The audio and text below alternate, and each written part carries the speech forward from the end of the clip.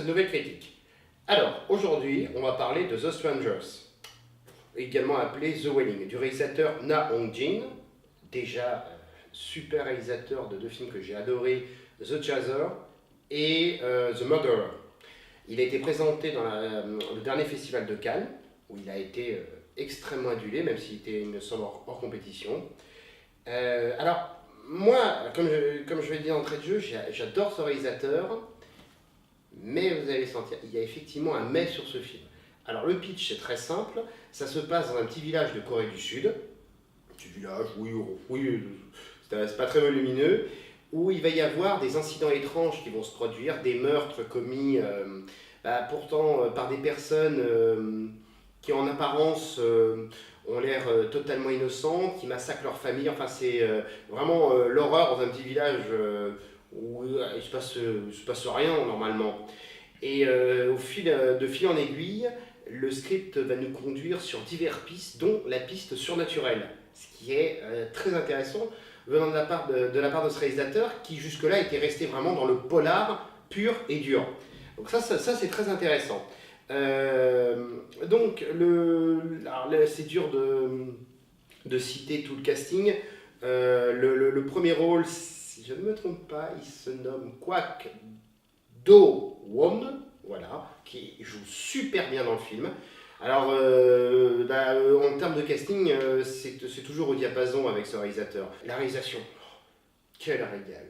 Vraiment, c'est beau, la photographie est superbe, les plans de caméra sont super bien faits. Vraiment, on se fait plaisir de ce point de vue-là. Du point de vue technique, on a l'impression qu'il... en fait, j'avais tellement aimé dès le premier The Chaser que j'avais déjà pas grand-chose à dire, mais on a quand même l'impression qu'il s'affine encore. C'est vraiment bon. Donc d'un point de vue technique, c'est un régal. Du point de vue scénario, eh bien, en fait, il fait un truc super intéressant. C'est qu'en fait, il vous décrit donc ce petit village où il ne se passe rien, frappé par la tragédie et l'horreur. La violence graphique à l'écran est vraiment, et pas du tout sous-entendue. C'est montré, c'est viscéral, c'est oh là là, quand ça pète, on sent passer quand même, on sent passer. Et donc, c'est bien parce qu'il commence par une première partie, vraiment, mais frappé par le comique. Je me dis, mais qu'est-ce qui lui prend alors que ses autres films partaient vraiment direct sur un plan sur l'idée de la noirceur pure et dure. Là, pour le coup, on voit un duo de flics, on dirait Laurel et Hardy ou les Dupont et Dupont, complètement à la ramasse, dont l'un des deux flics est le perso principal du film, qui est vraiment un peu bedonnant, complètement à la ramasse. Alors c'est vraiment, vous voyez Sherlock Holmes? Bon, c'est l'inverse. Il est complètement incompétent. Mais d'un autre côté, c'est très drôle de prendre le point de vue de ce personnage.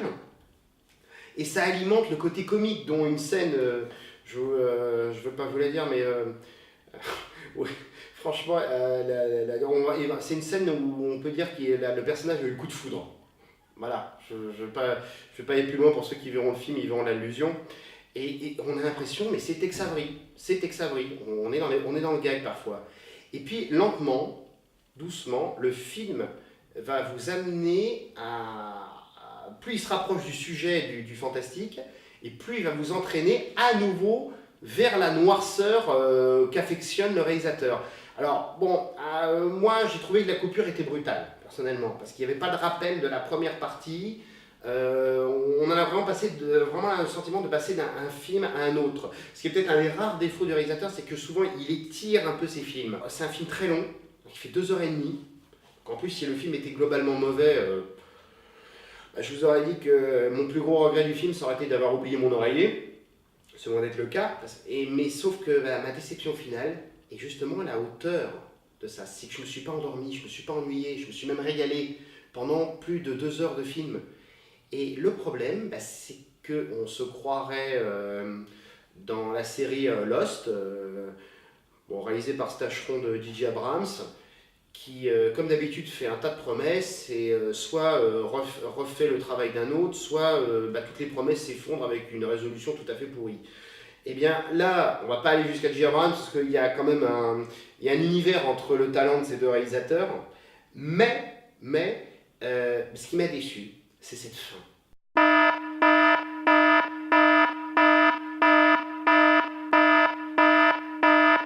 Moi, ce qui me gêne dans cette fin, c'est que le film vous lance sur un tas de pistes différentes, un tas de possibilités, et au final, bah, il ne vous répond pas à grand-chose. Il y a cet étranger, ce japonais, qui est quasiment le coupable tout désigné.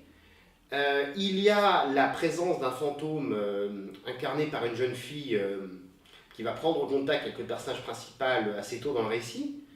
Et il y a ce chaman qui intervient, qui ressemble un petit peu comme le héros Salvatore, en plus peu taciturne, donc il a un peu le profil de ces héros un peu hollywoodiens qui débarquent au milieu du film. Donc il y a ces trois protagonistes, je cite ces trois-là parce que c'est les trois êtres surnaturels ou prétendument surnaturels du film. Donc moi je m'attendais à ce que au minimum l'un d'eux soit l'antagoniste, plus probablement le spectre de la jeune fille. Parce qu'en général, quand vous accusez un personnage, c'est rarement lui le coupable, c'est plutôt le personnage qui a l'air d'être bon, qui est le méchant, etc. Et à la fin du film, alors, ce qui se passe, il se passe un truc qui a déjà été fait dans d'autres films, mais qui là, pour le coup, serait très bien passé, c'est que le personnage accusé à tort, donc le personnage du japonais, s'avère être bel et bien le démon. Voilà. En fait, il le dit lui-même d'ailleurs dans le film, pourquoi doutez-vous autant? Pourquoi autant d'hésitation? Oui, c'est le principe du film, vous hésitez alors que l'évidence est là, les preuves étaient là, à un moment donné ils vont chez lui, il y a des objets appartenant aux victimes, les gens qui ont été soi-disant possédés et qui ont massacré leur famille, il y a des objets leur appartenant, il y a des photos, l'appareil photo avec lequel ils ont été pris, tout est là, et c'est même incohérent parce qu'à un moment du film, tout est là, et en fait l'un des deux flics dit ça sur le chemin du retour, il dit « c'est lui, j'ai tout vu ».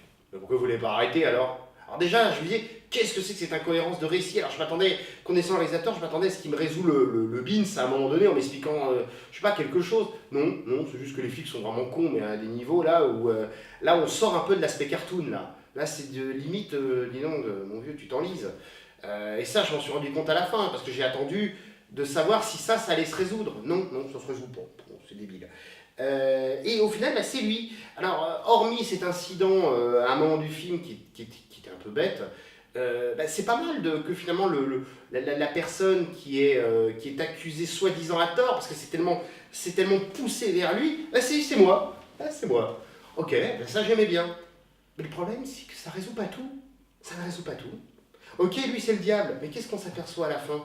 Le chaman qui avait l'air de pourtant aider la famille, qui avait pourtant l'air de faire du mal à un moment donné dans une espèce d'exorcisme aux japonais, donc aux démons, lui aussi, apparemment, il est dans la magouille. Alors, est-ce qu'il mène sa propre partition? Auquel cas, il a un peu le même mode opératoire que le démon, il prend des photos.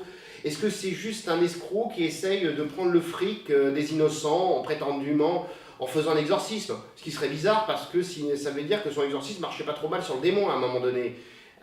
Donc, c'est inexplicable. Le fantôme, pareil, le fantôme de la jeune fille, il a l'air d'aider le personnage, il a l'air de dire si tu suis mes conseils, tu sauveras ta famille. Mais sauf que le problème, c'est que on ne comprend pas ses motivations. On ne sait même pas s'il veut vraiment aider le personnage ou si c'est juste parce que c'est une antagoniste au démon. Ce qui ne fait pas d'elle forcément une force positive, c'est juste une force antagoniste à un autre personnage malveillant. Voilà, en fait, les pistes sont multiples.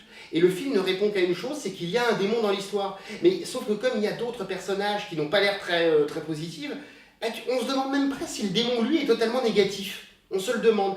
C'est dire à quel point on s'embrouille.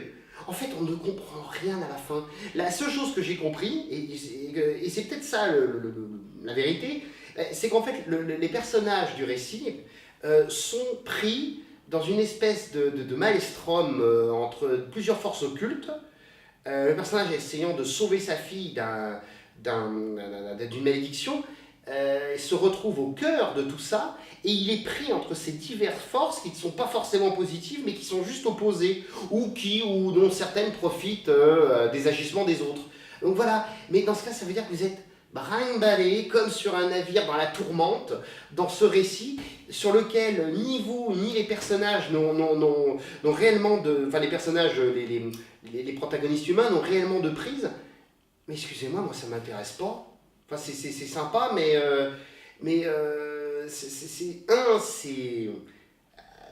c'est un parti pris très casse-gueule, parce qu'au final, vous aimez quand même avoir un minimum d'explications sur les motivations des personnages. Et secondo, effectivement, ces réalisations sont très sombres, mais là c'est archichon, ça veut dire que vous pouvez rien faire, et le pire, vous ne pouvez rien faire, et vous ne pouvez rien déduire, ce qui est peut-être encore pire. Vous ne pouvez rien déduire. Il faut accepter le fait que vous êtes, comme je dis, le navire dans la tourmente, parce que vous identifiez au personnage principal. Donc tout comme lui, vous vous baladez, et à la fin, non, vous n'êtes pas censé comprendre réellement le récit. Vous êtes censé comprendre le sous-texte. L'étranger est finalement réellement l'ennemi. Le spectre asiatique reste une entité un peu peut-être malsaine.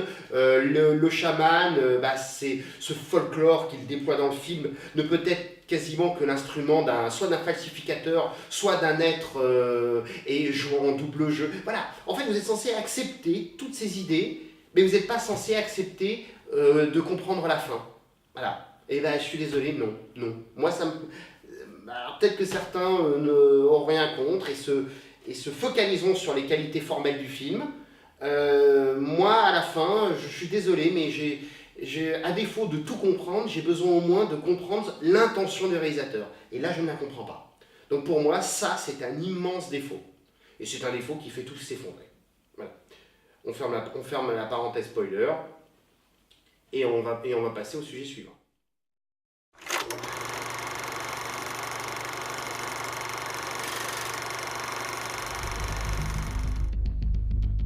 They are the most powerful members of our community.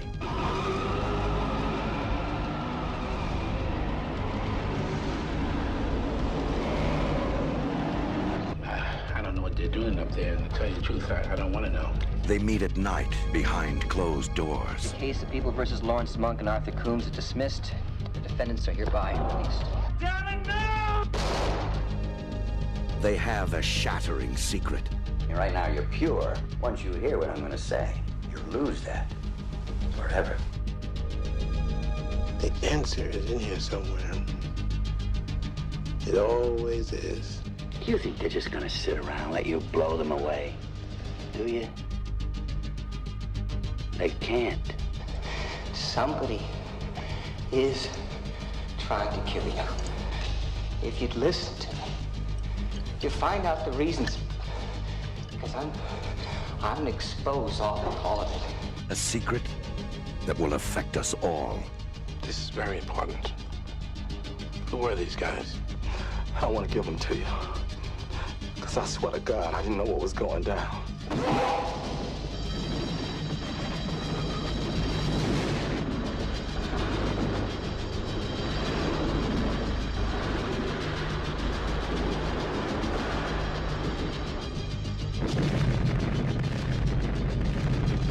The Star Chamber. On August 5th, you'll know who they really are. Et bienvenue pour cette minute rétro. Aujourd'hui, on va parler de La Nuit des Juges, du réalisateur Peter Iams, très bon artisan des années 80. Le film est avec Michael Douglas, Al Holbrook, assez connu pour ses rôles dans Le Fog de John Carpenter et dans La Firme de Sidney Pollack aux côtés de Tom Cruise. Et Yaphet Kotto, bon lui c'est un acteur assez connu dans les films années 80, c'est ce genre de second couteau qu'on voit souvent, mais beaucoup de gens s'en rappelleront surtout pour sa participation au film Alien de Ridley Scott, donc le premier du nom. Voilà, donc ça c'est le casting. Le pitch c'est très simple, c'est un jeune juge incarné par Michael Douglas, qui dans le film remet en question les fondements même de ce pourquoi enfin, les convictions même qu'il est censé défendre, c'est-à-dire la loi. Parce qu'on voit bien au début du récit que plusieurs coupables, les personnages face à lui sont coupables, mais à cause de vices de procédure, ils seront systématiquement relâchés. Donc, eh bien, ce juge qui voudrait appliquer la justice se retrouve bloqué par la loi, et c'est tout le paradoxe. Lui, il est censé défendre la loi, et il est bloqué par elle. Il passe de divers états émotionnels, et il se demande s'il peut encore continuer comme ça. Et là, le récit nous amène en parallèle, doucement, vers un tribunal secret constitué par plusieurs juges, qui, eux, refont les procès, sauf qu'ils en excluent le vice de forme pour ne juger que les faits purs et durs, mettant en perspective l'accusé. Ce qui nous amène souvent au verdict coupable. Et qui dit coupable dit mort, condamnation à mort. Voilà, donc tout ce film est très intéressant parce qu'il remet vraiment en perspective... il peut être remis encore dans l'actualité. Combien de gens sont relaxés alors qu'ils sont coupables, combien il peut y avoir d'erreurs judiciaires, parce que ça marche dans les deux sens. Donc c'est vraiment notre rapport vis-à-vis de notre notion de justice. Parce que autant la loi des hommes est faillible, mais comme le symbole le montre très bien, la justice, elle, peut être aveugle. Donc dans les deux cas, il y a des possibilités de faille. Et c'est à travers les yeux de ce jeune juge incarné par Michael Douglas, on voit cette faillibilité dans les deux concepts.